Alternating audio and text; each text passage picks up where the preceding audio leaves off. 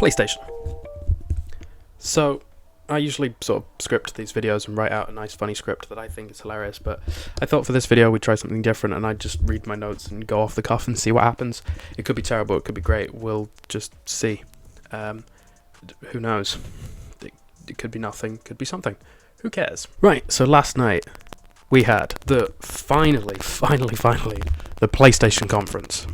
Been waiting so long for it, but we got the PlayStation 5 Conference and they revealed a lot of stuff. Like loads. Like way more than I thought that we were going to get. But I thought, you know, why not sit down and talk about it a little bit? This might be a bit of a different video to things I usually do, but I thought this might be somewhat fun, but we'll find out. So what I'm going to do is I've just got some notes that I made during the conference here, and then we're just going to read through them and see what I think about things. Hey! Listen! So, conference started off with Final Fantasy 16, which looks like a Final Fantasy game. I've played a little bit of 14, and I played about 10 minutes of 7. I don't really care about this game. It's whatever, I guess. Exclusive, though. That'll be fun. After that, we had a look at Spider-Man, Miles Morales, Spider-Man, Marvel's Spider-Man, Miles Spider-Man. Spider-Man! So they gave us a little bit of a talk about the game, and also we got to look at quite a lot of gameplay, to be fair. The game looks incredible. We got the great news that it's going to be coming out on PS4, so if you don't get a PS5, you will still get to play it. But it is coming out on PS5, and the gameplay they showed us from PS5, the game, I mean, Spider-Man PS4 was a stunning game at the end of the console generation, but oh my god, this game looks so nice. That little opening bit where Miles and his friend are walking through the sort of street fair in Harlem. Oh, it just, chef's kiss. So good. It looks so nice. So we get a look at a little bit of the story, a little bit at Miles. Obviously, I'm guessing this takes place after Spider-Man PS4. Miles' mum is running for mayor of New York or some sort of politics role. I don't know. I wasn't really paying attention. I was just looking at the pretty visuals. You can distract me so easily with pretty visuals. I'm very easily distracted. But then we get a little bit of combat on a bridge fight. The combat looks great. Spider-Man PS4 had amazing combat. It kind of got into the pinnacle of that Arkham combat. It just looks good. It's refined, and it really looks like we're going to get a test of Miles' skills. You know, Miles has different skills and different powers to Peter, and it looks like we're going to get those. Some of his like electricity, like sort of sonic-y powers, and also his invisibility. So that's super exciting. Not all 100% though. The bad guys in the game look like the most generic thing I have ever seen. They don't look interesting at all. Spider-Man PS4 did such a good job of putting in great Spider-Man villains, so I'd like to see some really, really good Miles Morales villains that he's fought. Like, I don't know, are we going to get a Prowler? Really? I really want a Prowler. Maybe like a weird one, like I don't know, Batroc the Leaper. I guess he was in Captain America Civil War, so maybe not, but that would be cool. Maybe some other ones that he's fought, like he's got his version of Venom. He's also fought Doc Ock, so maybe Doc Ock could make a return. It kind of looks like the technology that the bad guys were using in that was from Doc Ock, but it was a lot of MacGuffin stuff, and the combat looks great. It looks fantastic. It looks like it's going to be a blast to play. The music is really good. I think they did this really well in Into the Spider-Verse in integrating like hip-hop and like current music, because obviously he comes from a different background to Peter. He's younger, so they've sort of updated the music, so it's less of your like rousing traditional superhero theme and more of like a modern sort of hip-hop theme. I think it sounds really cool. I genuinely think like the music during the fight scenes, really cool. I think the game looks really cool. I can't wait to play it. Next, so after Spider-Man, we had something that we sort of knew was coming, but we knew pretty much nothing about it. But we're getting a Harry Potter game, but it's not Harry Potter. We're getting a Wizarding World RPG thing. There wasn't much explanation about it. It looks like you're just going to live at Hogwarts and you're going to get to, you know, live life at Hogwarts. But in the 1800s. Fun fact, as revealed a couple of years ago by Pottermore, Hogwarts didn't have wizards just didn't have toilets until like the 1900s. So, because they apparently just used to go to the bathroom and make it magic away. So what I want to know about this game is, is that going to play into this game? Because, my god, if I can't shit myself and then magically make it disappear in this game, I will review bomb the shit out of this game. I want to be able to shit myself in a game, alright? I'm looking at you, Warner Brothers, or whoever's making this game.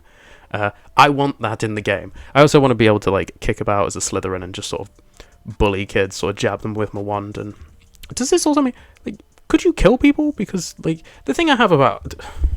I'm going to go on a tangent here about Harry Potter.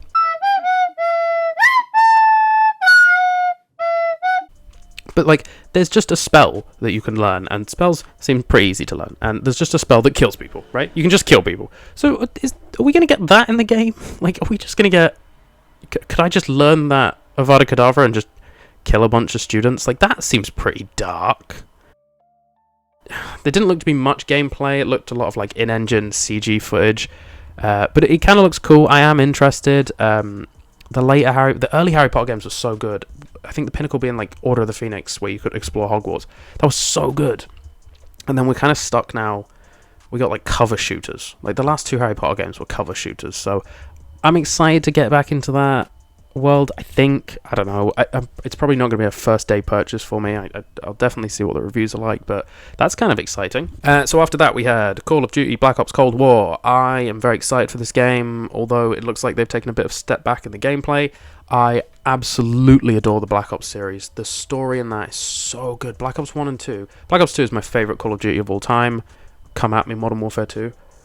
But the story in that first game is amazing, and I'm so excited to go back and try some like that Cold War stuff.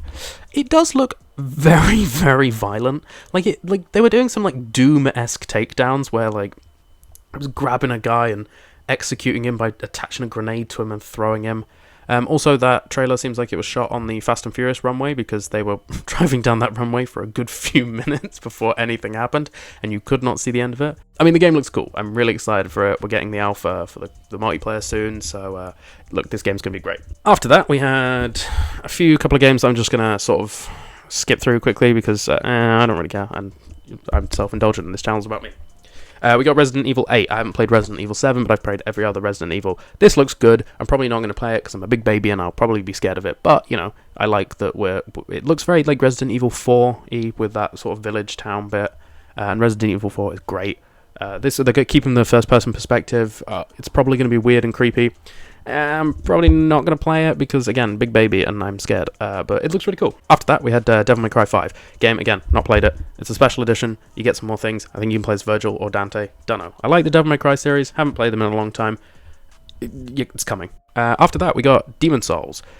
I don't play any of the Souls-like games because I am bad at video games and they get me very frustrated. I tried to play Bloodborne and Dark Souls 2 and gave up after like an hour because it made me very angry and I just shouted at the game and threw my controller. So not going to play that. Interesting, it does look really pretty, but it's quite interesting because when that was announced it seemed like it was going to be across all platforms, but they last night announced that it was definitely a PlayStation 5 exclusive, so that's going to be pretty disappointing for especially like the PC players. I know there's a big community of modding on the Dark Souls games, so it'd be interesting to see what people's reaction is to that, but we'll have to wait and see what the game's like. This is one of the games that Sony has announced that is going to be $70, so it's definitely taking that price hike up. I'm not sure how I feel about that yet, but, you know, we'll have to see how it goes, see how many they sell. You know, if they don't start selling some, maybe they'll bring the prices down. Miles Morales is going to be a normal price game, so really, what's going to sell more? What else did we get on here? Oh, we had a new Oddworld game and a Five Nights at Freddy game. I don't care, so we're going to skip those. Fortnite. Yep, Fortnite's coming to PS5. Great. Fantastic.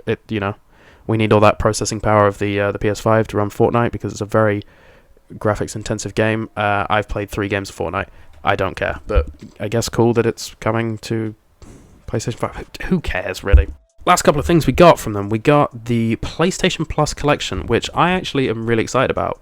So I use PlayStation Plus, I use PlayStation Now, and my big problem with PlayStation Now has been that there hasn't been like a large selection of games that I can download and play that I really want to play. There's a lot of games on there, but like a lot of it's trash and you don't want to play it. But they've announced that the PlayStation Plus collection is going to be live on PS5 on launch, so even if you don't get any of the launch titles for the PS5, you have a back catalogue of some of the greatest PS4 games.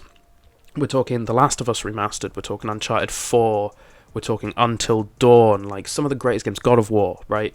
Some great games. I think if I pick up a PS5, it means I can go back and play some stuff. I didn't get to play The Last Guardian. I still haven't played God of War. Please don't shout at me. I know it's supposed to be really good, but I just haven't had time, or I just kind of forgot. But, you know, I get a PS5.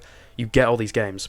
They haven't announced on the pricing whether it's going to be rolled into your PlayStation Plus subscription. Does that mean we're going to have to be paying more for PlayStation Plus? That'll be interesting to see. Sony's got this amazing thing of just like announcing things and then not telling us how much they're going to be, which is great of them. Thanks, Sony. Thanks. Which brings us on to the price of the PlayStation. It got announced in June, and we're finally getting the price of it. I mean, Xbox a couple of weeks ago announced their price of their 2 separate consoles. I think you need to remember that Xbox has 2 separate consoles coming out. Like, the Xbox Series S is a lesser console. It's not got the performing power of the Xbox Series X, whereas with the PlayStation, the only difference you've got is the disc drive. And they're knocking £100 off.